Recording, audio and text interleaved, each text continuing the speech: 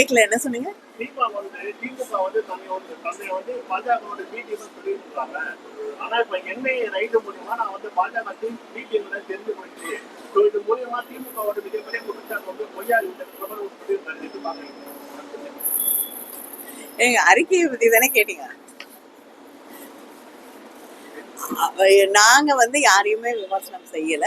ஆனா ஒரு ரைடு தான் வந்து எல்லாத்தையும் முடிவு பண்ணோம்னா, அதிமுக வந்து பிஜேபி கூட்டணியில இருந்த பொழுதே வந்து சில நடவடிக்கைகள் எடுக்கப்பட்டிருக்கு. அதனால எதுவும் இந்த ஒரு ரைடுனால எதுவும் வந்து மாறி போகக்கூடிய நிலை இல்லை.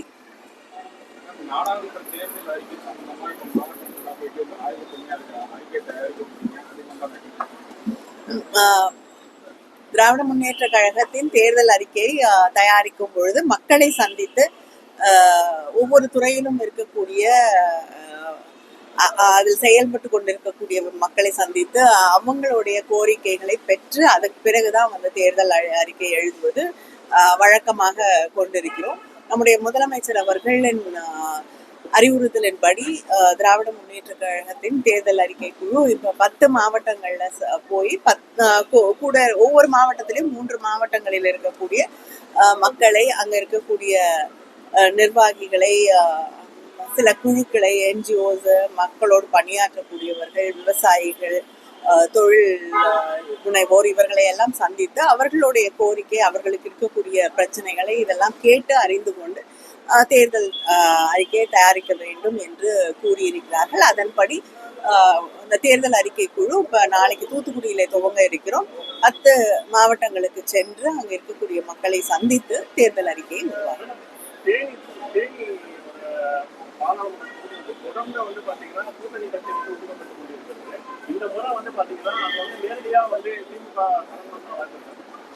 அது வந்து கழகத்தின் தலைவர் முடிவு செய்வார். யார் எந்த தொகுதியில நிக்கிறது அப்படிங்கறத திராவிட முன்னேற்ற கழக தலைவர் முதலமைச்சர் அவர்கள் முடிவு செய்வார்.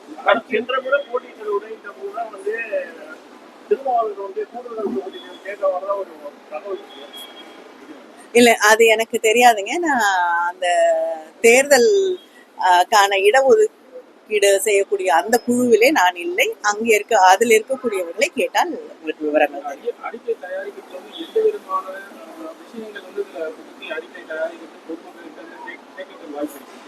இல்லையா, மக்கள் கிட்ட என்ன எதிர்பார்ப்புகள் இருக்கு, அவங்களுக்கு இருக்கக்கூடிய கோரிக்கைகள், இது எல்லாமே கேட்டுதான் செய்ய போறோம். அதை தாண்டி மாநில உரிமைகள் என்பது வந்து இம்முறை ஒவ்வொரு முறை தேர்தல் அறிக்கையிலும் மாநில உரிமைகளுக்கு ஒரு முக்கியத்துவம் தருகிறோம்.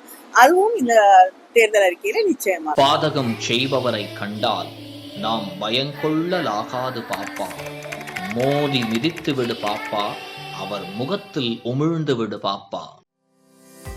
அண்மை செய்திகளை உடனுக்குடன் தெரிந்து கொள்ள இணைந்திருங்கள் இயம்நாடு தொலைக்காட்சியுடன்.